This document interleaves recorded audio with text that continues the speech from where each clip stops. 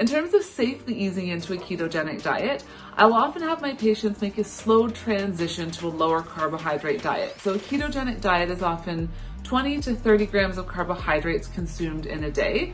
Most people are consuming over 100 grams of carbohydrates in a day.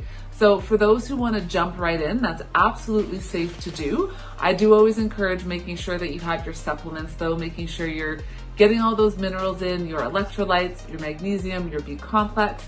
That will help you a little bit to get past that keto flu or that feeling of unwell or dis-ease as you take all those carbohydrates and sort of detoxify as you move into that keto diet. It's often called the keto flu.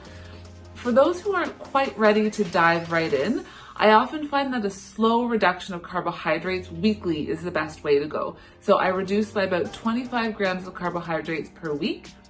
So we'll start at 100 grams, then the next week move down to 75 grams, then to 50, and then down to 25 grams of carbohydrates in the day. And to get a really good sense of what that means for your diet, I really encourage just tracking your food, even if it's just for a week or two, so you get a better sense of the carbohydrate content of the foods that you're eating.